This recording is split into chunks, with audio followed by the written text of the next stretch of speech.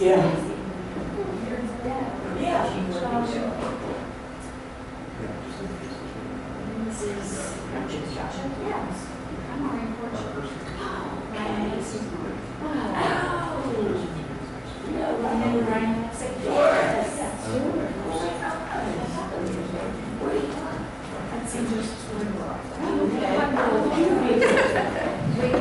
Do you want something?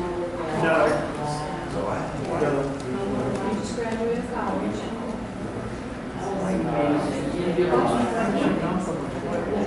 Yeah. It's really bad that you know So I have changed to the same program.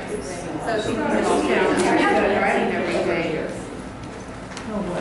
Her grandfather, somebody's Actually, had that time. So you got down? Yeah, I was sorry. I did see that after the fact, so I forgot. Yeah, it was quite similar. Was it?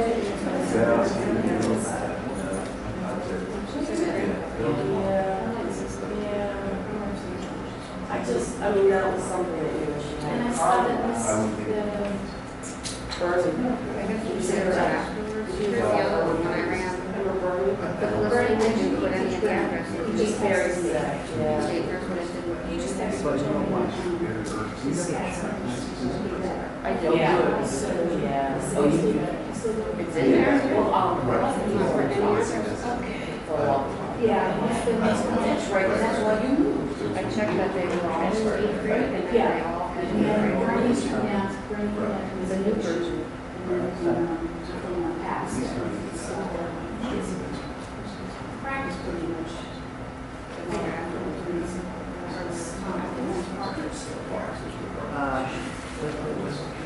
That's what we tried to base on the practice. Such a Well, Tom,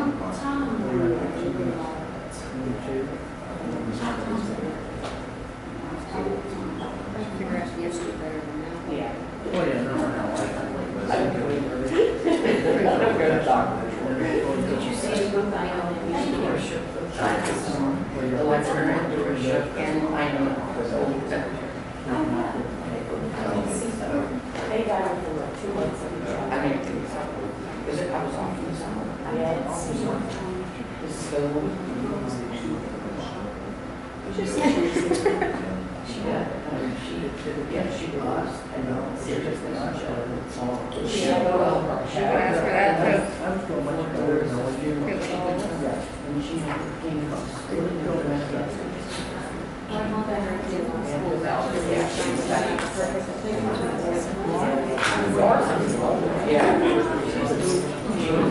Oh, were you?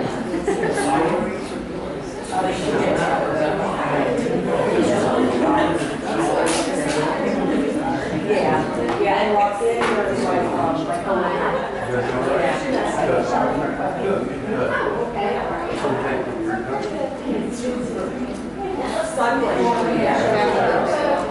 My son Corey. My child was that went for a walk. I have to come home from what's that? Well, I was in the gravel.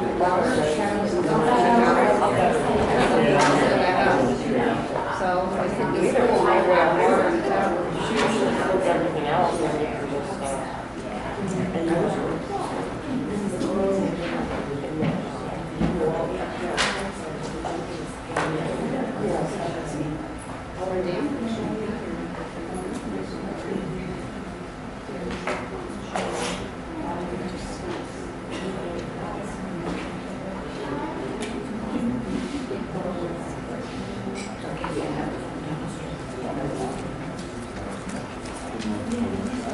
Too many people are seeing?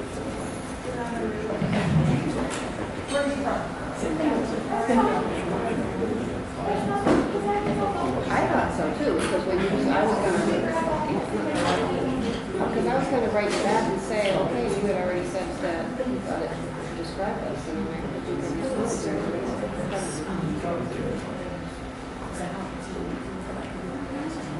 whatever.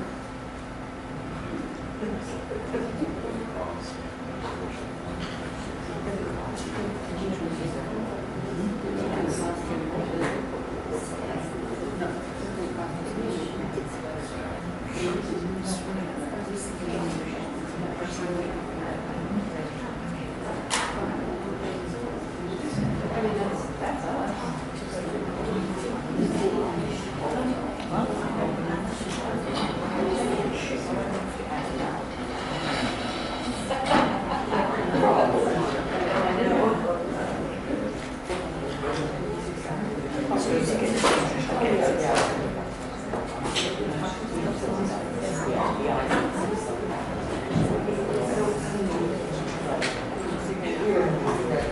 morning, everyone. We're going to go ahead and get started.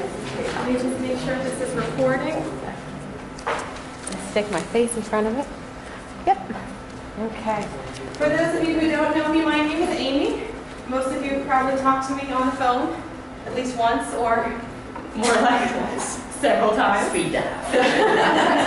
And this morning we're going to be talking about the changes that have come in with version 7, and we're going to look at the changes in church, school, formation, facility scheduler, and ministry scheduler. I have school and formation up, but these changes are exactly the same between any of the three, church, school, or formation. And then we'll look at facility scheduler and ministry scheduler a little bit separately. If you picked up the notes in the back, you'll notice that there are things that say come, some, and from to the side of them. That's for church office, school office, formation office, or if it's FS or MS, it's for facility scheduler or ministry scheduler. So it'll talk about each of them, what they apply to. First thing we want to talk about, this is the new version. If you look on my desktop, you'll see that the icons are square now. If your icon is not square, you do not have the new version. When you come in, you'll notice that they've changed a couple things across the top of the screen. These are our menu buttons up here at the top. There's two that are new right here. There are forwards and a backwards button. It works similar to how you are in a web browser where you can go forwards or backwards through the screens that you're on. So if I was at students and then families and then tuition and then class schedules, I can hit my back button and go backwards through the screens that I was just on. So it allows me to move forwards and backwards. To the right of that, all the rest of these just stay the same as what they are. We have our undo, cut, copy, and paste, our spell check, print screen, and calculator. Those have all stayed the same. To the right of that is our calendar, and then we have our screen configuration button. If I click on that, it has added a couple extra options in here. We do have the option to change our background color like we did before, but they've added in some more choices with that. And changing the background color on your machine doesn't affect anybody else. It only affects the machine that you're on. So that's me changing it to pale rose. We can also adjust our font sizes, and you can adjust for a non-standard DPI.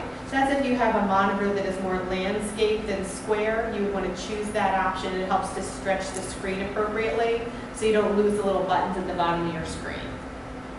You also now have the ability to set a picture as a home, like a desktop background, but in the program.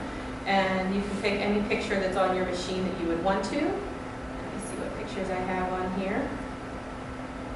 Pictures. And of course there aren't any pictures in my pictures. Let's see.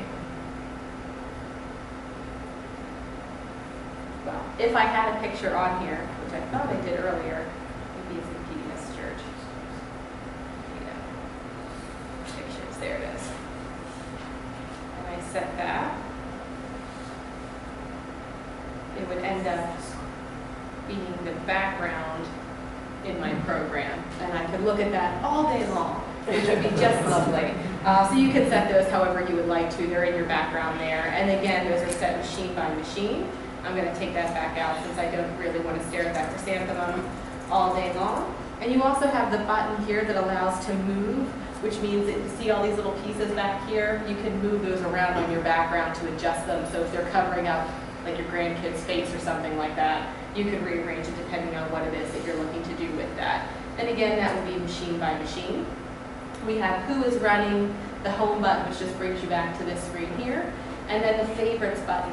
The favorites button is something that a lot of people didn't notice and got added in midway through version 6. And what it lets me do is it lets me create shortcuts inside of a program. So similar how you can make a bookmark in the internet browser. If I go to whatever it is that I want to make the shortcut to. In church office, a big popular one is the end of year tax report. In school office, it might be a class report that you run, or it might be a quick posting for tuition. I go to whatever the report is that I want to create the shortcut to. I click on my report name. Then I click my little yellow star at the top, and I click Add Favorites. And it puts a shortcut in there to that report. So now, no matter where I'm at in the program, I can click my star, click on my shortcut, and it'll take me right back to wherever I had created that shortcut to. So if you have a report that you run once a month or a couple times a year and you always forget where it's at, or something that you're running all the time, you just don't want to have to click through, this allows us just to jump ahead to where we're looking to go with that. And those favorites are stored machine by machine so that you can set your own and you don't have to worry about messing anybody else's up with that. Underneath of that row of buttons here, we have a new button right here that is called the File menu. The File menu doesn't actually say File on it unless you hold your mouse over it, and you'll see it pop up with the word File. But if you hear us talk about go to the File menu, it's this button right here that we're talking about. And when you click on it, there are a whole bunch of new options in here that we didn't have before. They've also moved a lot of the information from the Setup tab over to this section here. So underneath the Setup, this is going to vary a little bit between church, school, and formation, but our license number information is here, initial setup information is here, our email setup is here. School setup would have the school options for school calendars, report cards. Formation setup would have the options that are specific to formation, and church would have church-specific options. Sacrament setup is going to be the same between all of them. It's where you can choose the sacrament tab names that you want displayed, and you can now display, I think, up to 8 tabs, so you can have 8 different sacraments listed there. You can also adjust your sacrament name, places, and addresses, which tends to be the worst list in the program because people tend to have like 8 gazillion churches listed there. So you can adjust those, combine them, filter them. The keyword section is going to be where all of our drop-down lists are maintained from. System processes, where we can go to combine families, change area code information. Import data is new. This has been added in all 3 of the programs. It allows us to import information from a CSV file, and we can import family member, fund, sacrament, and ministry information. Our bulk mail and CAS options have moved over here. Our backup and restore options have moved over here. Our test fix options have moved over here. Our data sync options have moved over here. In church, you can sync between the church program and the ministry scheduler, and you can also sync with the diocese, which Harrisburg Diocese doesn't do. But they've added in all 3 of them something called mobile access. What the mobile access lets us do is it allows us to sync up selected families from our program. Most churches would do all active families, or you can limit by ID number or put an additional selection. And you can choose how often you would like that list updated, so you can do it automatically, once a day, once a week, every 90, 30, whatever number of days you would want to do that. The information syncs up to a website. The website is something like secure.hostedpds.com/pdsmobile. You would go in, it's going to prompt you for your organization ID, and it's basically mobile and your site number. And you would have to have security turned on inside your program. But once you've turned on security in your program, you would have a username and a password, and you'd be able to fill that in, and you could access that list of families from any device that has an internet connection. So if I have my smartphone with me and I'm on the road and I need one of my parishioners' names and addresses, I can go to this website, log in, and it's going to have the family name, their address, their phone numbers, and their email address. So it's not a list that I can edit, but it's a list that I can search through and be able to access that contact information for them. And we can do that out of church, out of school, and out of formation. And it just syncs up to the site for us, and then it can keep that information updated. So it's a way for us to be able to access that when we're out of the office with our information. Also underneath of our file menu, we have the section called User Guides, which is where all of your documentation for the program is. They no longer ship even a digital copy of the directions with the program. What they found is they were getting out of date so quickly that it was pointless to have them there. So what they've done instead is given you links to the guides, and when you click on it, it opens up Internet Explorer, and it opens up the online version of that documentation. You can download and print it from there, and you can search through it, access it, all the different things that you'd like to do with that, and it allows you to have the most up-to-date documentation as possible, so whenever they go in and make a change to the program, they're able to immediately update the documentation to go along with that. There's also a new section there in that user guide called Troubleshooting. That'll take you to the PDS website, and it allows you to search through any reported issues with the program and also how-to information So that's all available now under the file and user guide and troubleshooting. There's also the online resources and PCP support and check for program updates and about.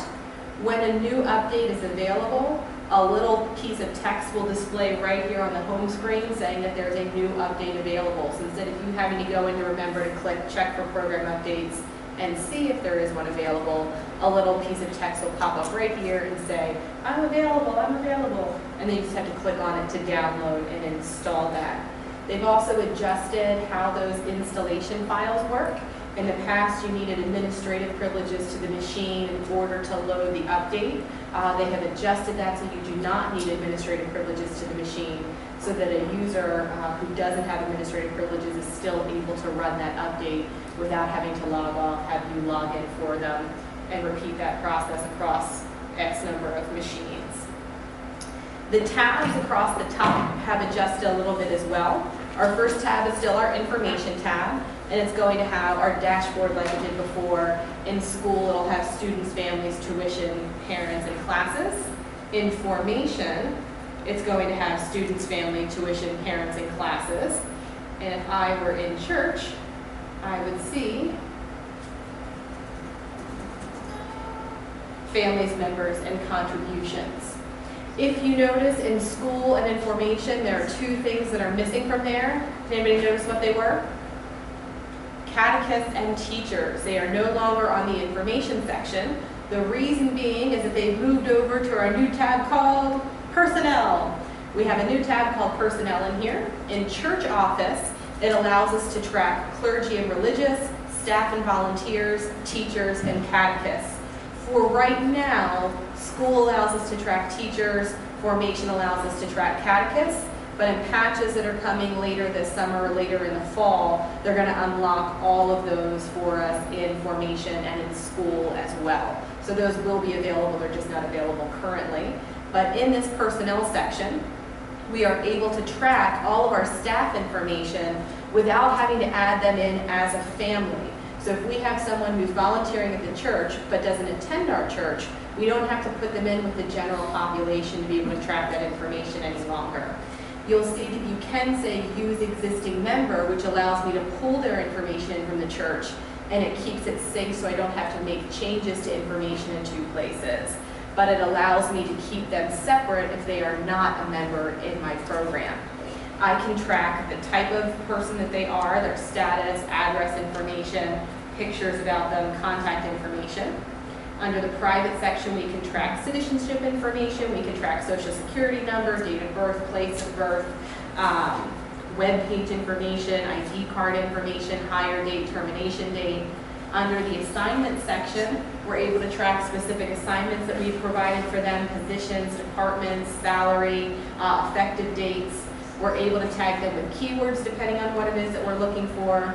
We're able to track their education and credential information, any achievement information that they may have received, safe environment information so we can track all of that background check stuff, emergency contact information for them, and then we can track letters, which would be letters, visits, calls that we've made with this particular staff member. So we're able to keep track of all of that now. For the staff information, again, that's going to be in church. If I'm in school or formation and I'm on that personnel tab, for the time being, I'm only going to see teachers or catechists, but the rest of this will be unlocked in a future update to version 7, so one of the patches that comes out with that. To the right of our personnel section, we have a Sacramental Register section. Not every program uses a Sacramental Register. I think there's only 1 or 2 churches in the Harrisburg Diocese that use it. It's an add-on feature to the program. It's not your regular sacramental information. What this lets you do is track sacraments for people who are not in your program. So if you're doing sacraments for people outside of your program or people that you've deleted and you still want to be able to keep that information, it's basically a way to digitize those books that you have in there. Most churches aren't looking to get rid of their books anytime soon, so a lot of them don't use the register, but it's here if you would want to do that, and I can get you the pricing information for it if you are interested in that part of it. To the right of the Sacramental Register is the reports section. It's where all of our reports are accessible from. In versions 3, 4, and 5, you click reports on the left. and then pick the report that you wanted to go to. In version 6, you had to go to families and then reports, members and then reports, tuition and then reports. They sort of went backwards and moved it back to the way that it was in the original, where I can click one big report section and access all of my reports from there, but I can still be underneath of my family section and click reports and go to it the way that we had with version 6. So it gives us both options now for however you'd like to access the reports inside of the program. And then the very last tab is the administration tab, which is going to be where your fund setup information is, your usernames and passwords, and the log of user activity. The log of user activity, for those of you who have never looked at it, is one big giant long list of all the changes that are being made inside of the program. So it's recording by username, or if you're not using security, just PDS user, date and time, the activity performed, the program name that was performed in, and what it was actually done. So you can see I made some backups in here, I changed some color schemes in here. But if I deleted a family, if I quick posted in here, if I changed somebody's deceased date, all of that's being recorded. So if you think that Big Brother is watching you, they actually are inside the program. And it allows us to have some security with that because we're able to track back to see who in the world is actually doing things in the program. So no offense, Father, but when somebody comes in and deletes a family and all the secretaries say it wasn't me, you say, well, it couldn't have been me, and it was done Sunday afternoon. They're able to point the finger a little bit more. So it's able to help us track what's going on inside of there and see what's being done with that. If you do want to turn on security inside of the program, they did add another feature with that. Underneath of your set security method option, you now have the ability to say the username is detected by Windows authentication. And what that means is you would set up the usernames and passwords in the program to match the usernames and passwords that you log into your machine with. Then when you would open up PDS, it would automatically log you in as that user without you having to type in another username and password. This only works well for people who don't share machines. If you're going to be going and logging in on different machines, or it's kind of, you might have kids that are logging in on your machine, they're not logging in under their own username, you don't want to use that option because they would have your privileges to be able to go in and make changes that way, or if you leave your desk unattended and a volunteer might sit there. But if you're the only one that's using it, it's a way of not having to type in a username and password a second time around. But we're able to set all kinds of different security options by username. They have specifically added in the ability to keep out deleted people, so you can stop someone from being able to delete families now, where before if they had access to the family screen, they had access to delete people. You can now say you can access the family screen without being able to delete people. They set up separate sections as far as report information and selection information, so you can work your way down through here to set any of those security options. And there's also a handy dandy little worksheet over on the left that you can click on that'll give you one big giant long list for all of the security options that you can set in there. So if you wanted to print that out to kind of work through who we want to have access to what. Then you fill your usernames and passwords in, click Set Security Method, and turn on the security option that you would want to.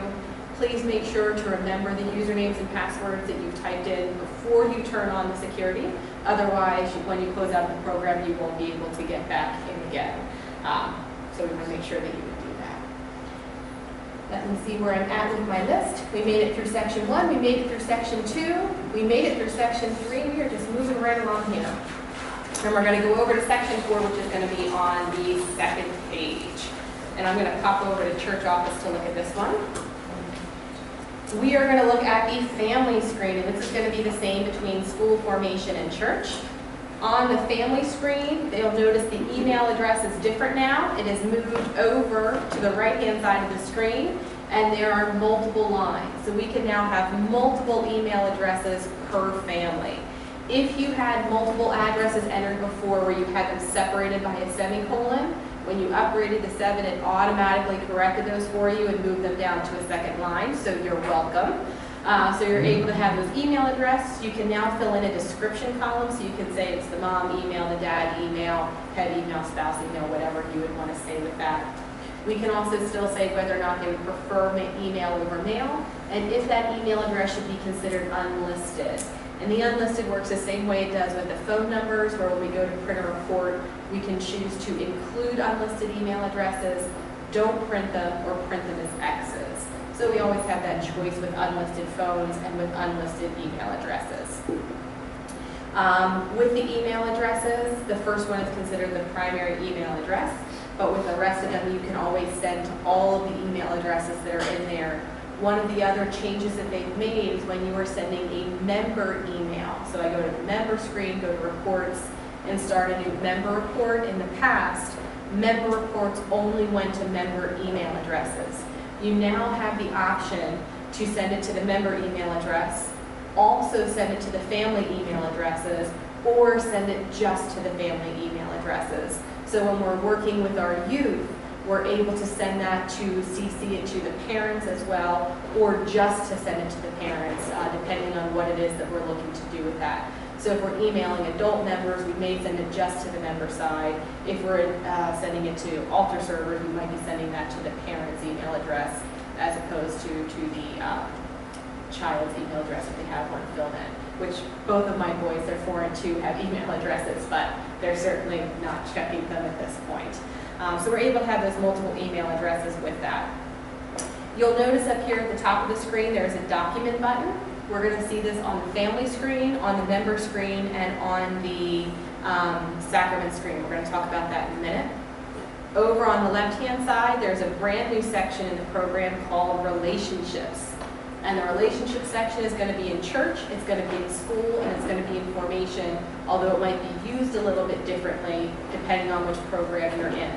The relationship section is set up to do 3 basic things. One, it allows us to create relationships between different people inside of our program. So I go to Grace Chapel, and my brother-in-law also goes to Grace Chapel. And you wouldn't necessarily know that we're related, but I want somebody in here to be able to know that, so when he calls and says, that Amy is just terrible, they know that it's because he's my brother-in-law and whatever. So I can come in here, and I can say, use existing family, and I can link my family to any other family in the program. And I can say that my family is related to the Abel family, and I can make that relationship be either for the entire Mensch family or just for specific people inside of the family.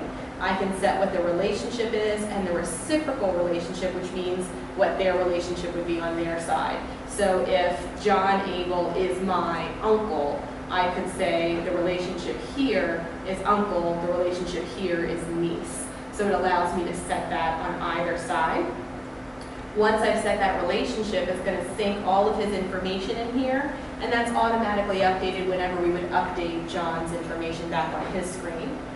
The other place that we would use this is when we have divorce situations and we have kids all over the place. We're able to sync those or link those families together, and we can do it either for all the kids in the family or just for a specific kid or kids in the family. And we're also able to say, send a courtesy copy and show on family directory. So if we contact my family, it's going to automatically contact the other family as well, or it'll print us together in the directory so that you're able to see both pieces of contact information listed together. This can take the place in the school program and in the formation program of the contact section on the student screen. The contact section currently is set up student by student, and while we can copy contacts from one kid to the other, you would have to go into each contact to adjust the information if it changes. This allows us to keep it in one place for the family and just have to update it in one place as opposed to a couple different places throughout there. So most schools and formation programs are switching over to use the relationship section as opposed to the contact section because it means less work down the road for them. The other place that this comes in handy is for our elderly parishioners. We're able to keep track of emergency contact information for them. So it's a place for me to be able to come in and say, here's Mrs. So-and-so's son's information in Florida, so if his mom has a problem, we know how to get in touch with somebody related to her. I don't have to hit the use existing family or use existing member button. I can hit my add relationship button that's down here at the bottom, and it allows me to type in information as opposed to pulling it in from someone who's already in the program. So I can either use someone who's already in my database or someone who's not in the database by hitting the add relationship button at the bottom. And we are able to add as many different relationships to one family as we would like to. So if we have someone who has 6 brothers all in the parish, I can add all 6 brothers in.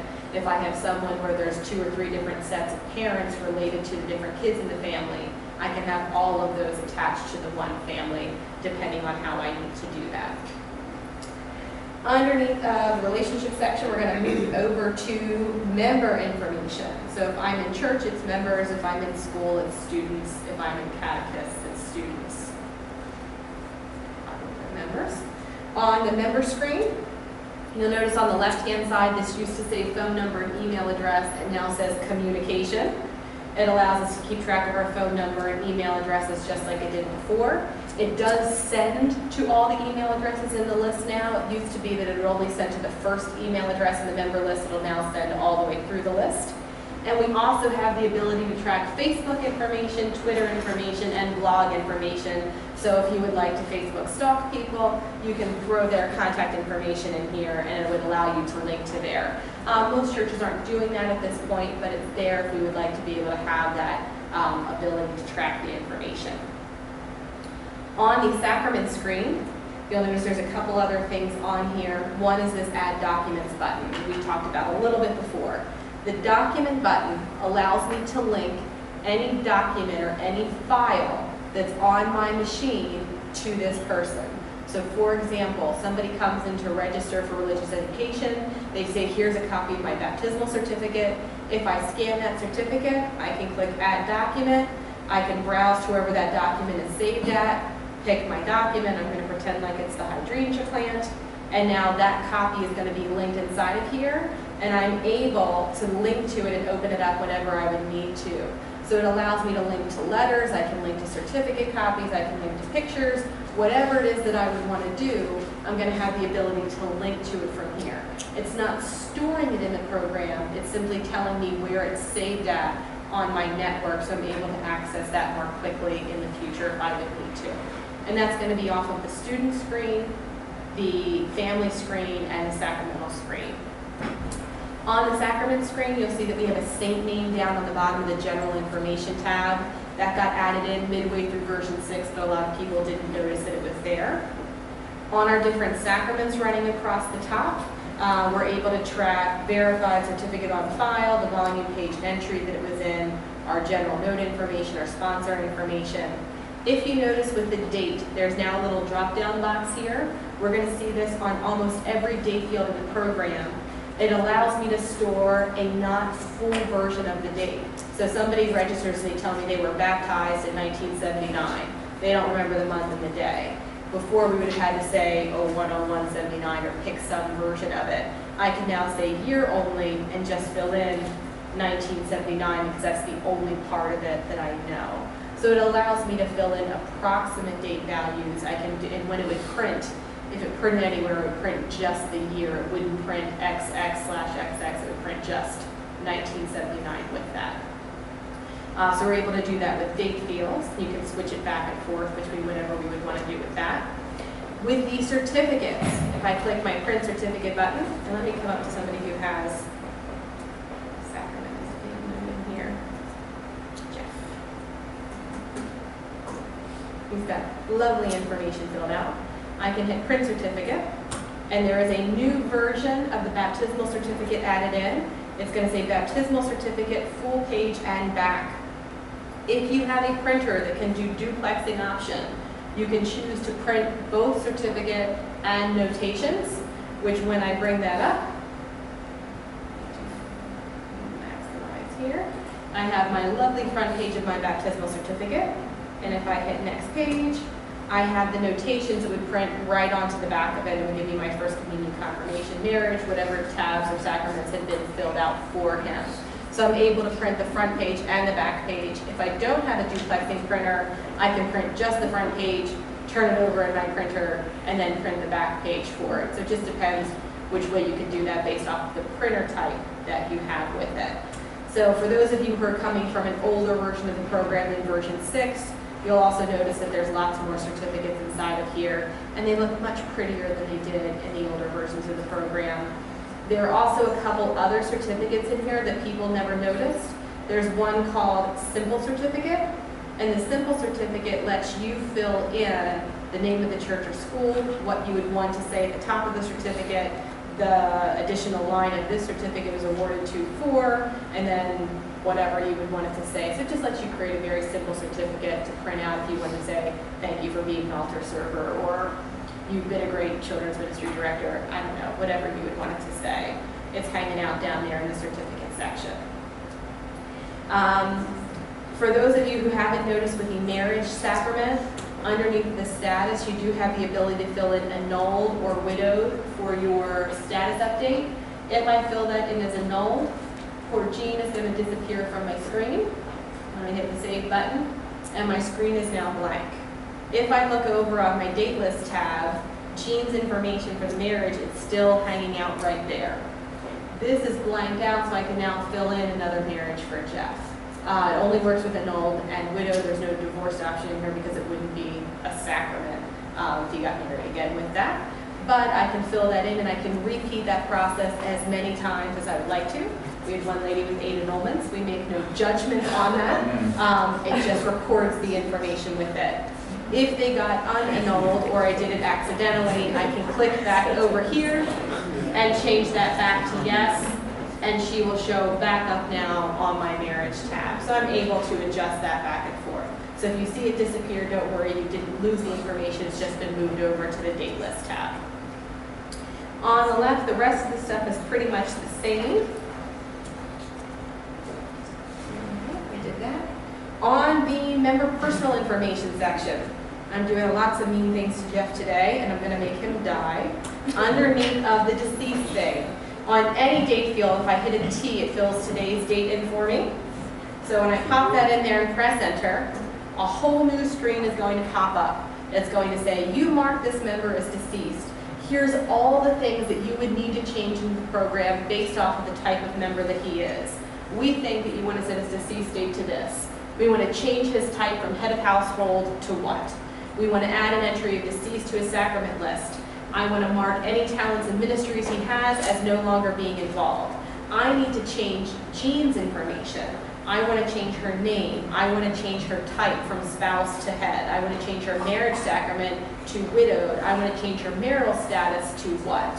And then the family, because that got all changed now too, what do I want to change the family status to, and what do I want to change the family name to? So it's going to prompt me for all of the different changes that I would need to make all the way through. And this screen is going to differ depending on the type of person who died. So if it was a child and I filled that in, if their type was a child, I'm not going to get the options for survivor or for family name. If I did it for somebody who's a single person, I'm not going to see the options for survivor and probably not the options for marriage information depending on what their marriage type is listed as. So it knows what the member type is that we filled in, and it adjusts the screen based off of that. And I'm going to take that back out so he's alive again. And if I did mark him as deceased, this would have changed to deceased up here at the top. And if you didn't notice somewhere along the line in version 6, when we run member reports, there are 3 options. It says, do I want to include my active members? Do I want to include my inactive members? And do I want to include my deceased members? And the deceased members are specifically separated out from that, so I can include people who are inactive while still excluding people who have been marked as deceased. And again, we mark them as deceased by filling that date in there. So we did section 5. We did section 6. We already talked about the date fields. Section 8 is our quick posting processes. They made some minor changes to our quick posting processes. One of the things that they've done, they've added a running total to your quick posting of terms and rates. So just like our quick posting of payments, there's a little running total icon up at the top. There's a new version of the online registration form available in church. What that is underneath the families and processes, there's something in here called the Family Online Registration Form. Before it was called Register Families via email. So if you're still having that, or if you've used that before and you still have that form on your website, You still have the old way of being able to pull that in. But what the new one lets us do is it lets us create an online registration form that would go up and get put onto your website. It creates an HTML file. You would give that to whoever hosts your website and say, put this onto my website. And then families are able to go to that website, click on that form, fill in their information, and when they hit submit form, it gets emailed to you or whatever address you've designated as the email address when you create the form. You're then able to copy and paste that information into this screen. So I click next. It's probably going to tell me that I don't have a form set up. Hold on. Yeah. I don't have a registration form set up yet, but it would allow me to copy and paste it in. I hit next. And then it's going to check through my existing families and say, hey, this matches a family you already have. Do you want me to check their information and update it? If I say yes, it updates their information. If it doesn't find a family that it matches, it says, this doesn't match any of your families, would you like to add them as a family? And it'll add all of their information in for us. So it allows us to update information a little bit more quickly without having to retype anything. We're either saving the email or we're copying and pasting the text from the email into here. The new version of the form allows us to keep track of more information than the old version did. The old one was basically name and address, and then sacrament, date of birth, and gender. The new one is going to allow us to have a picture on the form. We can do head, spouse, street address, phone number, mailing address, alternate address, pledge information, number of members we want listed, number of phone numbers we want listed, number of email addresses, number of ministries, number of talents, sacraments, user keywords. We're also able to match user-defined fields, what user keywords it is that we would want listed on there, any pledge information that we would want listed on there. Do we want to be able to list their title, first name, last name, suffix, relationship, middle name, nickname, maiden name, birth date, gender, marital status, grade and degree, language, phone number, email addresses, street address, family phone and email, and religion. So it allows us to pick all the different pieces that we would want on that web registration form for them to fill out, and then they'll be able to update all that information when they send it in. So this is in the church program. The school and the formation program, if you go in underneath the students and processes, there is, it might just be formation. I have to remember now. I think it's just in the formation program that they have a web registration form, and it's underneath the student section. Let me double check that real quick. Students, processes. Anybody see register a family and enroll students via email? So it's still the older version. They're planning on doing the newer updated versions in school and in formation down the road in version 7, but it is ready in church. Yep. There wouldn't be any chance that they could do the emergency cards that way too.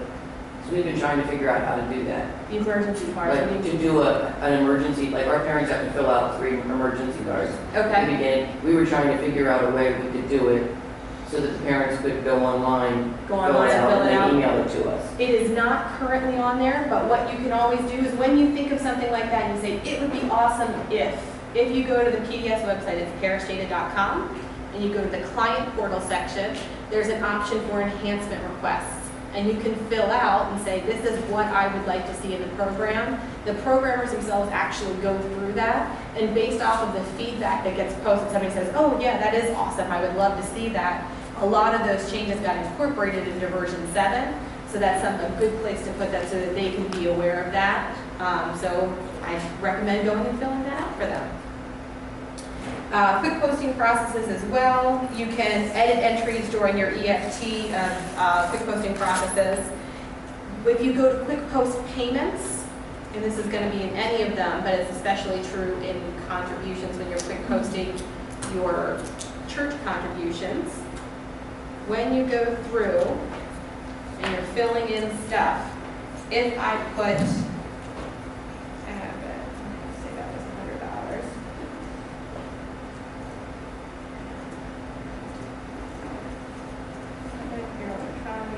$100. Oh, it's the wrong date. You do it again.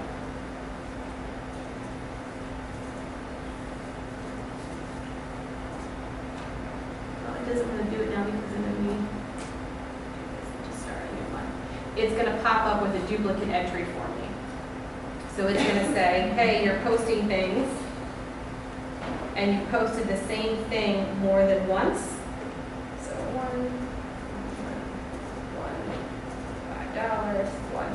$5. It's going to say a duplicate entry was found. Do I want to keep it or not keep it?